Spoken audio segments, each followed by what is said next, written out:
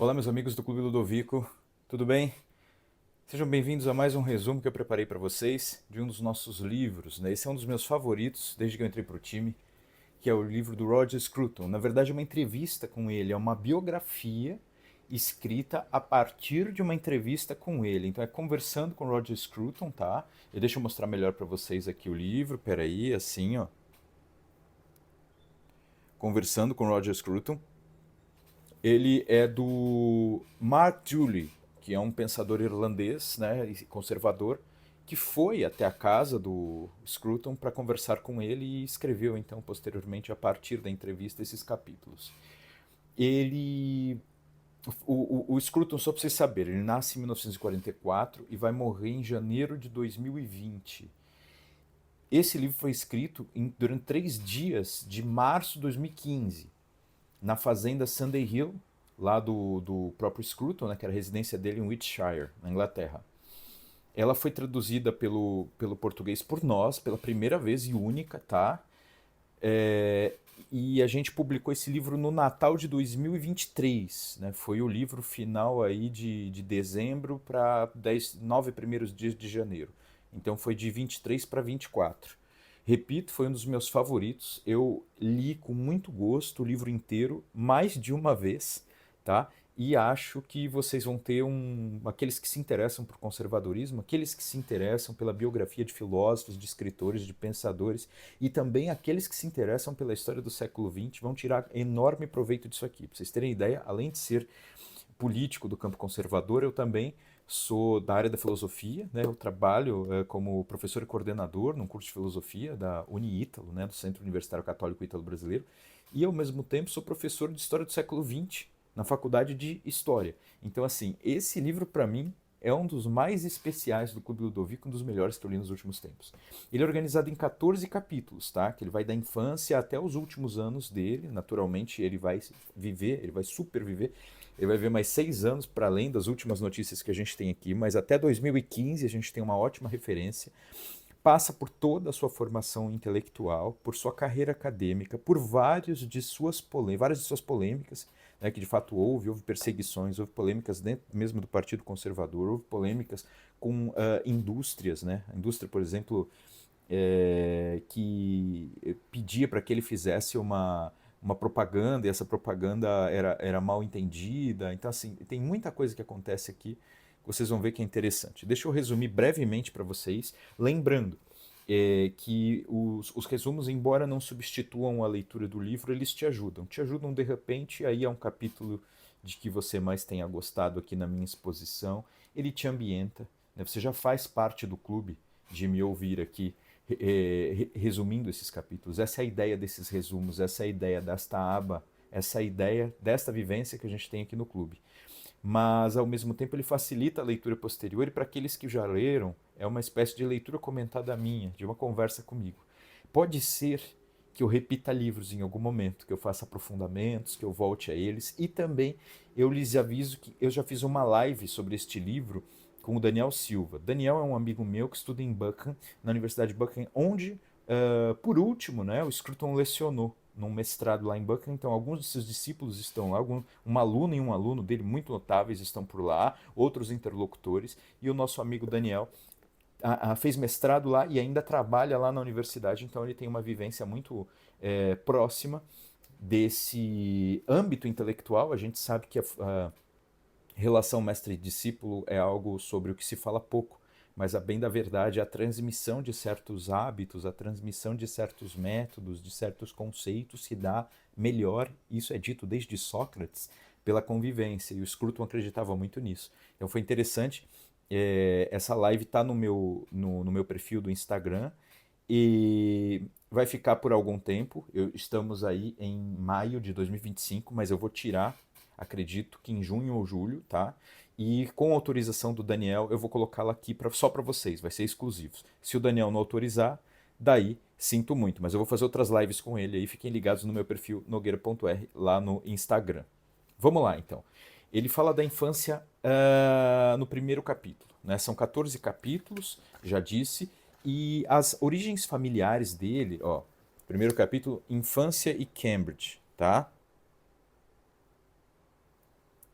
Ele fala sobre essas origens familiares, uma certa polêmica com o próprio pai, que era o Jack Scruton, né? Ele tinha um relacionamento complexo, doloroso. O pai dele era muito ligado às causas trabalhistas, era um homem de esquerda, mas da esquerda tradicional, que continha dentro de si um certo nacionalismo, um certo patriotismo e também, diremos assim, em algum sentido, até um certo conservadorismo, tá? A gente tem aqui também o fato de que quando o Scruton decide estudar em Cambridge, há um rompimento com seu pai. Foi uma tensão familiar que marcou profundamente a sua formação, porque depois ele veria certos excessos por parte daqueles que outrora concordavam com seu pai, dessa esquerda mesmo. Já vamos chegar lá. Então, bom, tem os anos formativos dele em Cambridge, tá? Como é que ele inicia a trajetória acadêmica dele? Depois tem o capítulo 2 que é Tornando-se um Filósofo. Já vai explorar aí essa formação filosófica, suas primeiras influências intelectuais, e isso daqui é muito interessante, é muito interessante. Vocês vão ver professores com os quais ele mais interagiu, com os quais ele não interagiu também. Você vai ver as primeiras publicações dele, os primeiros textos, né? Então isso é bem interessante.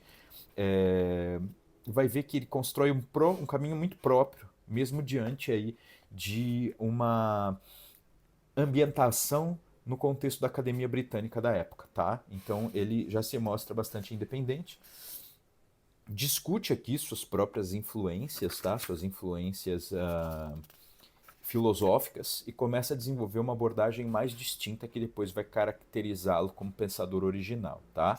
Mas ele só vai se tornar conservador no terceiro capítulo, tanto que o nome é Tornando-se Conservador em Birkbeck. Né? Aí é que tem a marca na formação dele, política, tanto política quanto intelectual, quando ele vira professor do Birkbeck College, tá? Houve protestos estudantis nesse contexto em 1968, e aí ele percebe que teve um momento conservador que a partir daí criou nele uma disposição que foi duradoura. Ele percebe que está do lado daqueles que defendem a ordem, né? E não daqueles que defendem as revoltas, a revolução e até aquelas justificativas baratas para quebradeira, enfim, para a destruição de uma sociedade que com muito custo foi construída. É a partir daí que muitas de suas melhores frases vão surgir, entre as quais aquela que destruir é fácil, muito mais fácil do que construir, né? E aí a gente percebe que ele identifica, em maio de 68, claro que a análise é mais profunda, mas ele identifica, sobretudo, um ato de destruição irresponsável. É um capítulo assim essencial para a gente entender como é que ele desenvolve o pensamento político conservador dele, mesmo dentro de um ambiente acadêmico predominantemente de esquerda. No capítulo 4 a gente tem algumas considerações sobre a filosofia britânica, tá? Esse é o título do capítulo. Inclusive, ele vai dizer aqui que as perguntas que ele tinha dentro de si e as quais ele buscava responder não apareciam no ambiente acadêmico britânico. Elas não eram comuns aos seus pares, tá? Então ele se posiciona, ele tenta se posicionar dentro da tradição de pensamento britânico, mas ele mostra algumas diferenças dentro do trabalho dele. Primeiro, ele diferencia, né, a tradição britânica da tradição continental e mostra algumas diferenças, né, algumas tendências muito próprias dele e que acabam afetando aí questões fundamentais da condição humana, que são aquelas pelas quais ele mais se interessava. Inclusive, eh, ele critica certas tendências da filosofia analítica, né, que é aquela filosofia que no século XX, no contexto do século XX, se volta a transformar tudo em questões de lógica e linguagem, né? Como se houvesse a possibilidade de matematizar todo o pensamento filosófico, e ele entende que isso limitava a possibilidade da gente entender certas questões. No capítulo 5 a gente tem algo extremamente interessante, né? É o Leste Europeu, o nome do capítulo, e mostra que ele gostava de participar das questões, gostava de ir também para a vida prática. Ele se envolve com dissidentes do comunismo no leste europeu, tanto que uma das frases mais marcantes desse capítulo é: eu realmente gostava de dificultar a vida dos comunistas. E vai descrever como é que ele ajuda a estabelecer universidades clandestinas na Tchecoslováquia, em outros países, inclusive desse bloco soviético, muitas vezes se arriscando a viajar até lá, a fazer livros chegarem muitas vezes pelas suas mãos até pensadores e pensadoras. Mostra também uma relação intelectual quase íntima com uma tcheca, né? E todo o esforço dele em levar ideias proibidas ali na cortina de fumaça. Então é bem interessante, essas experiências aí forjam muito do caráter dele, reforçam a oposição dele ao totalitarismo como algo vital, algo prático, não só teórico e abstrato, e ao mesmo tempo aprofundam a compreensão da importância das tradições e das instituições para a liberdade humana, né, no pensamento dele. No capítulo 6 a gente tem já um pé dele na arte, né? No caso da arquitetura. Ele, não sei se vocês sabem, ele tem alguns livros sobre arte, mas, sobretudo, ele tem livros sobre gosto. Né? Esses livros sobre gosto se refletem, por exemplo, no livro dele sobre vinhos, né?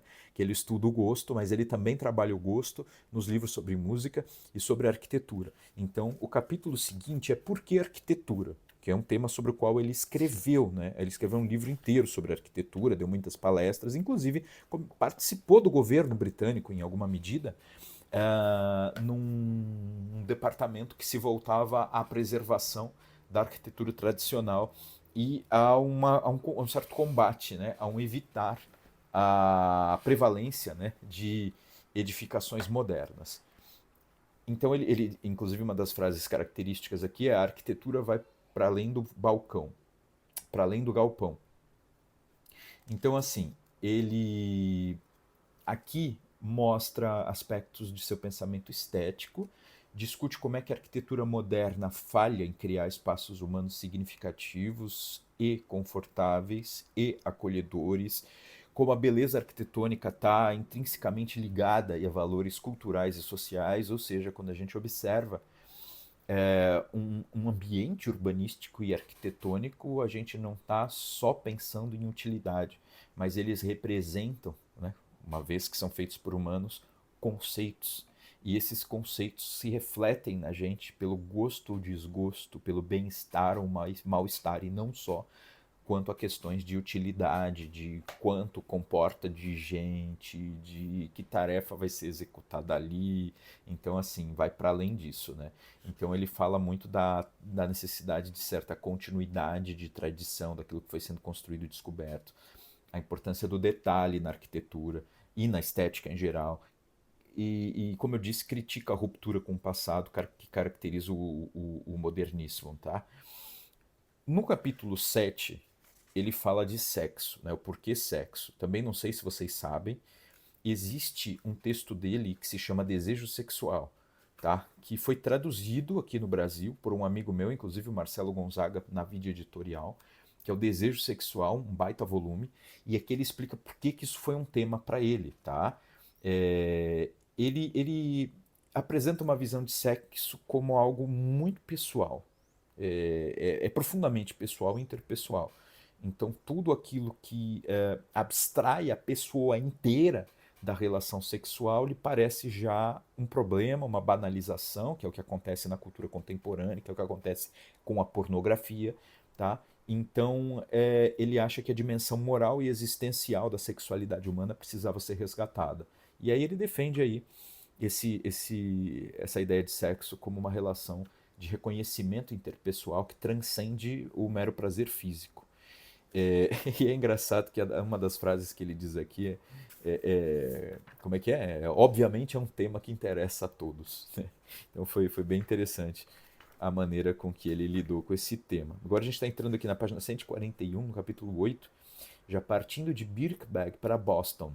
Então aí ele já está mudando, né, do ambiente acadêmico britânico ali de Birkbeck para ir para os Estados Unidos.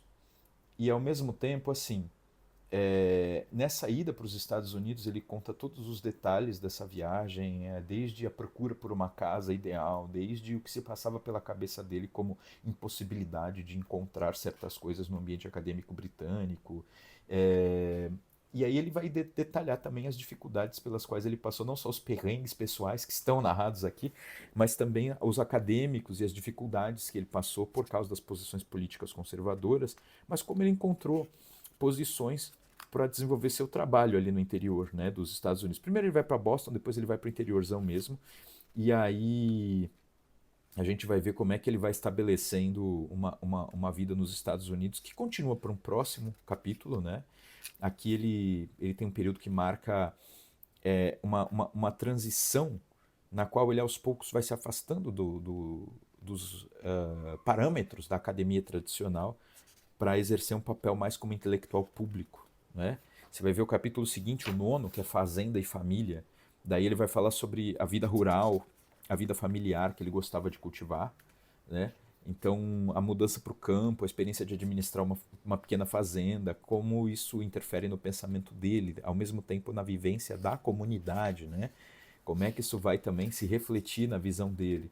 Então ele pensa na importância da família, da construção da família, né, de sua vida pessoal e de como as suas experiências familiares, tanto as pregressas quanto aquelas que ele estava desenvolvendo nesse ínterim, vão trazendo aspectos específicos para o seu pensamento sobre laços familiares, laços de pertencimento em geral, inclusive quanto a comunidades. Daí a gente vai ver que num dado momento ele vai perceber que só na Inglaterra ele encontraria isso mesmo e volta, né? E retorna. Desiste de permanecer nos Estados Unidos. Depois ele tem um capítulo, né, chamado Redescobrindo a Religião. Mas antes não, antes tem o Prazeres Pecaminosos, vocês me desculpem. Antes do Redescobrindo a Religião, tem o Prazeres Pecaminosos, né? No qual ele diz, por exemplo, eu sou um viciado em trabalho, eu sou mais viciado em trabalho do que um viciado em álcool. Mas ele bebia significativamente, né, sobretudo vinho, mas aqui ele diz que é mais viciado em trabalho. Fala sobre a vida rural, a vida familiar dele, como a mudança pro interior também trouxe esses aspectos de, ah, como é que se diz? Se vincular mais ao tabaco, ao álcool, ao prazer da caça, e ele pensa como é que isso está ligado a tradições culturais importantes que representam certas formas de engajamento que também têm relação com pertencimento, né? São relações com o mundo que estão para além do consumo. E aí ele defende esses prazeres contra aquilo que ele vê numa cultura contemporânea excessivamente preocupada com saúde, com segurança, às custas de experiências humanas mais significativas, né? Então daí a sua defesa ao tabaco, algo que punha ele em comum com o professor Olavo de Carvalho aqui do Brasil, por exemplo, né? Então, isso é bastante interessante, né? Ele foi aqui que tem uma daquelas polêmicas, né?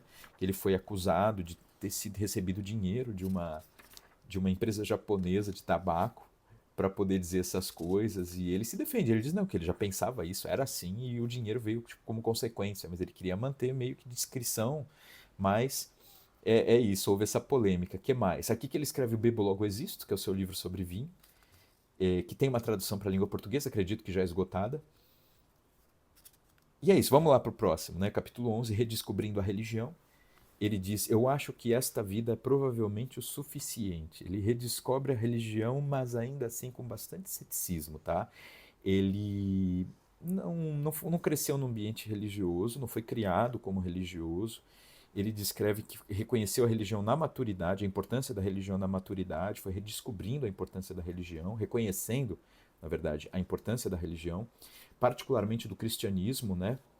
Importância para a cultura ocidental, e como isso foi importante para sua própria compreensão de mundo e vínculo com as tradições desse mundo também. Defende o valor da religião não só como um sistema de crenças, mas como um repertório de sabedoria, tá? E de fonte de significado para a própria vida. No próximo capítulo, a gente já está no 12, tá? No próximo capítulo ele vai falar sobre a escrita, a vida como escritor, vivendo como um escritor. Enfim, ele se estabelece como um intelectual público de boa reputação acadêmica e tal. E inclusive ele diz: eu sou o meu leitor ideal. Então ele escrevia muito respeito pelo leitor, nesse sentido de que ele escrevia num nível alto, mesmo quando se tratava de explicar algo para o público, né? E ele mostra o processo de escrita, a relação com leitores, como é que a obra dele se relaciona com as outras atividades da vida, inclusive com outras atividades intelectuais. Ele comenta os desafios de escrever como um conservador, tá? Em um ambiente cultural predominantemente esquerdista. Então é um capítulo muito interessante, sobretudo para aqueles que se interessam por vida intelectual, por vida filosófica. Você vai ver ele mencionar vários filósofos, vários literatos, entre os quais Descartes, James Joyce, Wittgenstein, e como é que essas leituras diante aí de um mundo pós, na verdade passando aí pela Segunda Guerra Mundial, por tudo, ele está no, quer ver? Ele está numa fase em que já estão atravessando aí o pior, né, da Segunda Guerra e tal. Então ele vai contar, mas ele vai abranger aí. é, Aqui não é só cronológico, ele vai abranger como é que ele lidou com a escrita em vários momentos da vida dele, tá?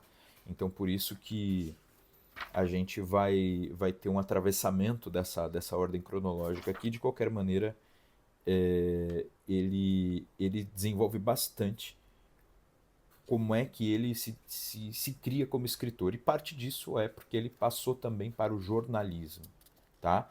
Claro, escrita de livros e jornalismo. E todos esses estudos e interlocuções com pensadores de todos os tempos. Ele termina esse capítulo dizendo na 214 assim: "E que conselho daria aos escritores de esquerda?" Isso pergunta para ele o Mark Tully, né? E ele diz: "Reconheçam a legitimidade da divergência." Capítulo 13: Fazendo música. Ele diz que não consegue viver sem criar. Não sei se vocês sabem, ele tocava piano em casa e ao mesmo tempo compunha. Ele compôs algumas áreas de ópera, o que o torna ainda mais interessante, um personagem mais interessante. Recomendo a vocês que se interessarem por essa parte estética dele. Tem dois documentários. Os dois estavam no YouTube até recentemente. Eu recomendo um que é famoso aqui no Brasil, que é aquele Why Beauty Matters, Por que a Beleza Importa. Esse ele vai tratar, vai ser uma diluição de um livro dele que é bastante profundo, beleza, beauty, beleza, mas é uma diluição para um público em geral com comentários sobre a cultura moderna. Mas eu queria mesmo me referir aqui a um outro, que é uma entrevista num programa que entrevistava muitos intelectuais, um programa holandês que entrevistava muitos intelectuais. A Consolação da Filosofia, com Roger Scruton. Coloquem a Consolação, não é da filosofia, isso é um livro de Boécio, é a Consolação. Não, é o intelectual e a consolação. É algo assim, o belo e a consolação, se não me engano. Mas coloquem Consolação e Roger Scruton no YouTube que vocês vão encontrar. Vale muito a pena, vai mostrar essa faceta uh, intelectual e artístico, com ele tocando, cantando e ao mesmo tempo compondo e falando de música. Essa vida própria dele com o tabaco e com a caça, mostra ele caçando. Cara, esse documentário é muito bom, muito bom. Vale a pena vocês assistirem.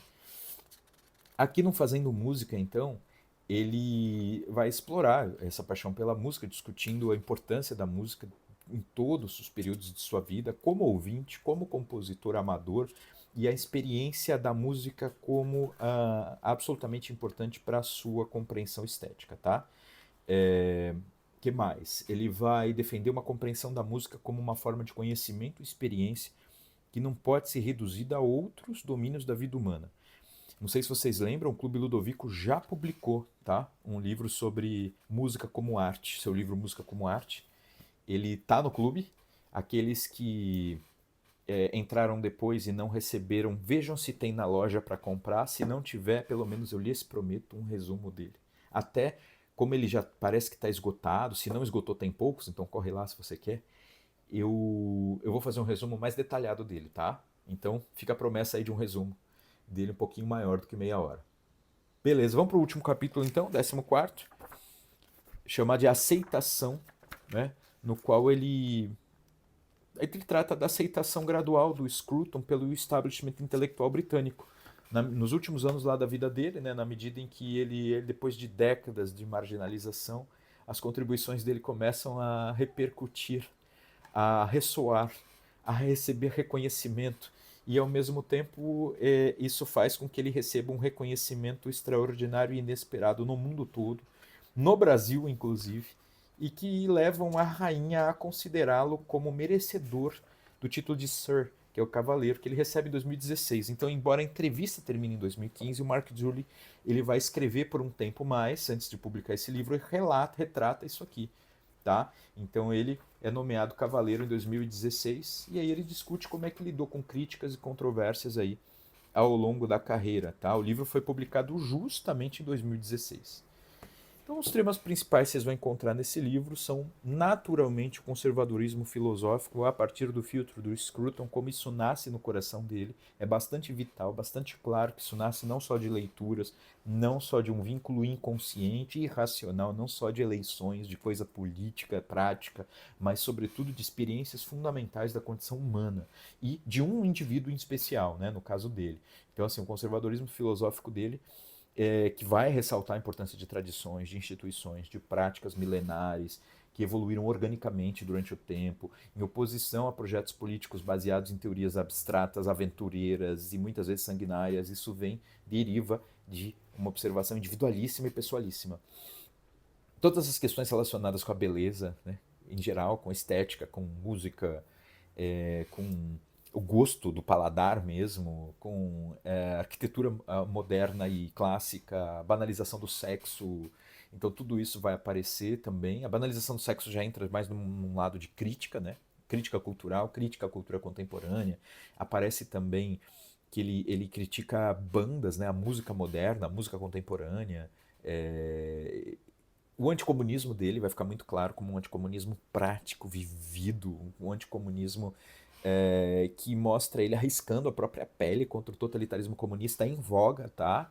A religião e transcendência, toda a visão dele, que ele não foi um crente convencional, ele era bastante cético, mas ele respeitava enormemente a religião, defendia o valor da religião como fonte de significado, como fundamento civilizacional, como mais um elemento do pertencimento, e por aí vai. E a vida rural, né? A vida rural também relacionada com pertencimento, mas também como uma maneira de se enraizar num mundo extraordinariamente desenraizado. Então esse livro é uma obra-prima, é uma maravilha. É um dos livros mais gostosos, repito, de se ler dos últimos tempos. Um dos livros que eu mais gostei de ler nos últimos tempos. Tá? Ele é um retrato íntimo do Scruton, né, que é um dos filósofos conservadores mais importantes, se não o mais, final do século XX, início do século XXI.